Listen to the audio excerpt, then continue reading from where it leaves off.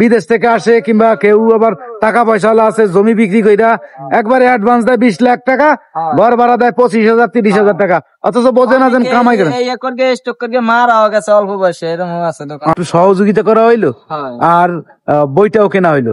তো অন্যজন দেখতেছেন এটা হচ্ছে এক টেবিলের লাইব্রেরি, এটা দোকান। আপনারা অনেকে মনে করতেন যে ই করছে বই পড়ার জন্য মনে বই রাখছে, আসলে তা না, এটা হচ্ছে একটা দোকান।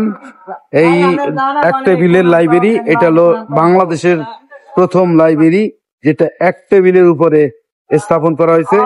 আসলে কি মূলত অনেকে আবার বলবেন কি যে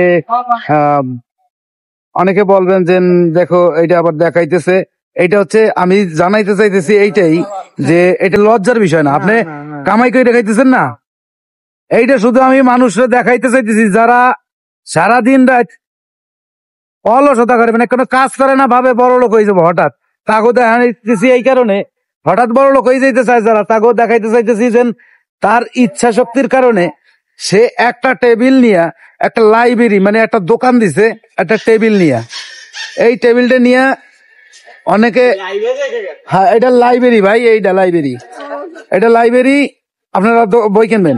তো এইটা আমি জানাইতে চাইতেছি আপনার যে ইচ্ছা শক্তি, আপনার যে কাজ করার যে ইচ্ছা, প্রবল ইচ্ছা, এই কারণে আপনারা জানানোর জন্য যে কাজ কোনোটাই ছোট না। এটার শ্রেষ্ঠ উদাহরণ হচ্ছে হলো এই আপনার দোকান, এই যে ই করতেছেন, দোকানটা দিচ্ছেন, এটা মনের কি মানে ইচ্ছা কি, মানে আগে তো বহুত ব্যয়বহুল করতাম, এখন ইদানিং করতাম না, আবার করার ইচ্ছুক বাইরে না, আবার রাখছি যাতে করতে পারি। এইটা মানে এইভাবে না, মানে আর একটা দোকান হইলে ভালো হয় আপনার, এই তো।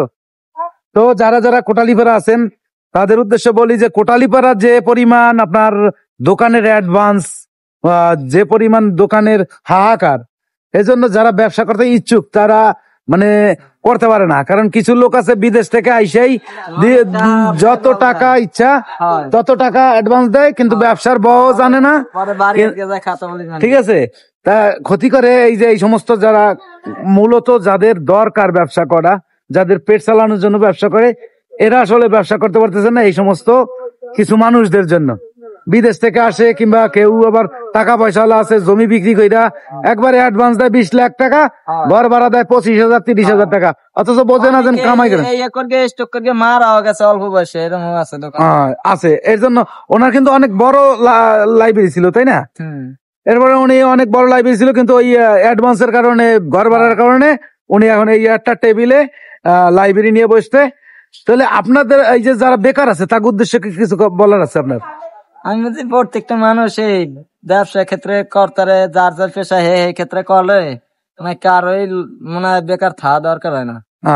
সবাই অনেকে চিন্তা করে ঘুমের তো উঠে মনে হয় কোটিপতি হয়ে যাবো, কিন্তু কাজ না করলে শুরু করতে হবে আগে। আপনি এই যে 19 রাস্তা, এই দেখেন এই রাস্তা ফুটপাতে বসছে, অনেকে ভাবতে পারেন যে মানে এটা আসলে দেখানোর কি আছে, দেখানোর এইটি আছে যে আপনারা আমরা যারা এখনো বাড়ি বৈশা চিন্তা করি যে কালকে আইসা 20 লাখ টাকা দিয়া দোকানদারি করব, ওইটা চিন্তা করতে করতে আপনার বয়স শেষ হয়ে যাবে, দোকানদারি করতে পারবেন না। এই শুরু করেন, দেখেন এক সময়। আমি অবশ্যই এই ভাইদের জন্য দোয়া করবেন যাতে ও একটা ভালো ঘর পায়, আমরাও দোয়া করি, আমরাও চেষ্টা করব। তো যদি কারো বই লাগে তো চলে আসবেন, এই জায়গায় বাচ্চাদের বই আছে প্রচুর পরিমাণে, এবং যে কোনো ক্লাসের বই পাবে, এই তো যে কোনো ক্লাসের বই পাবে। এইটা হচ্ছে আপনি সাজাই রাখছে, কিন্তু উনি ওনার বাড়িতে হয়তো বইগুলা রাখছে। আপনাদের যে কোনো ধরনের বই লাগলে এখানে চলে আসবেন এবং সুলভ মূল্যে পাবেন। কি ভাই? এই সমস্ত দোকানদার যারা আছে, যারা করতেছে যে একটু ব্যবসা করবে, এর যদি আমরা উৎসাহ দিই, তাহলে আমি যদি 2 পিস বই কিনি, অনেক বড় বড় দোকান থেকে তো বই কেনেন আপনারা, কিন্তু এই সমস্ত দোকান থেকে যখন বই কিনবেন দেখবেন যে আপনার ওই যে টাকাটা দিচ্ছেন তার যে লাভটা হচ্ছে আপনার, এই দেখবেন যে ওইটা একটা মনে প্রশান্তি আসবে আপনার, যে না ওরে একটু সহযোগিতা করা হইলো আর বইটাও কেনা হইলো। তো অন্য জনেরও তো লাভ দেবেন। তো চলে আসবেন, এই যে কোথায় আসবে বলে দেন। এটা ডাক বাংলা মসজিদের সাথে লাগানো, ডাক বাংলা মসজিদের পাশে কোটালীপাড়া যারা আছেন মহুয়ার ঠিক সামনে, ডাক বাংলা মসজিদের ঠিক পশ্চিম পাশে। তো অসংখ্য ধন্যবাদ, ভালোবাসা রইলো, আপনারা অবশ্যই চলে আসবেন।